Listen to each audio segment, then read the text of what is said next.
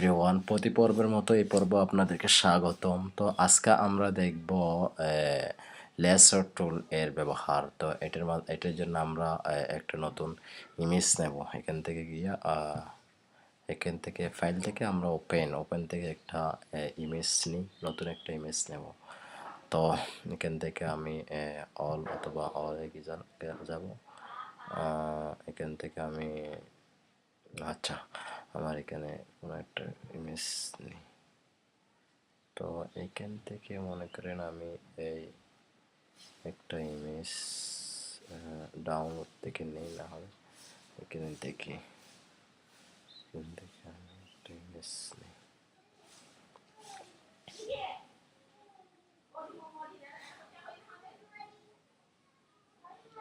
মনে করেন আমি এই ইমেজটা এখান থেকে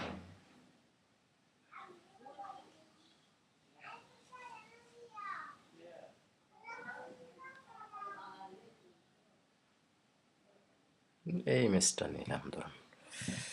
তো আমরা এখন কি করব, দেখেন এটা দিয়ে কি করা যায়। এটা দিয়ে হচ্ছে আপনি এখান থেকে এটাকে কমান্ড প্লাস দিয়ে বড় করতে পারেন। বড় করে এখান থেকে আমি জাস্ট আপনাদেরকে দেখানোর জন্য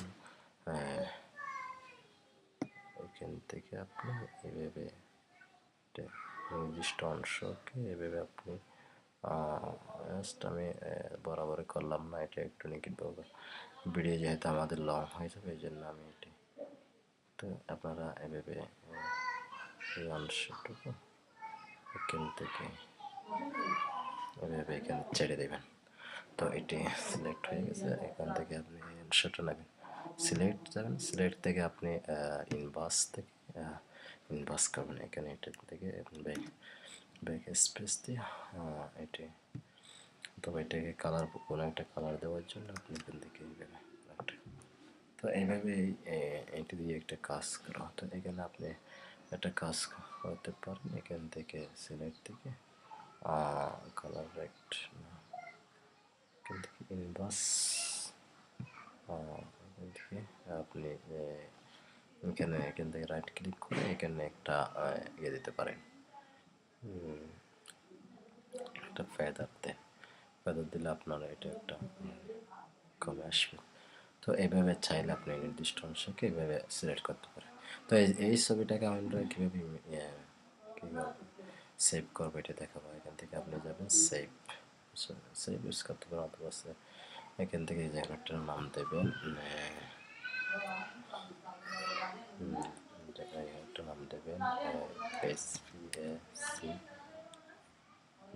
ফেস 1 এরকম দিলাম। তো এখান থেকে আপনি সিলেক্ট করবেন জেপিজি অথবা পিএনজি, সিলেক্ট করবেন, এখান থেকে সেভ দেবেন।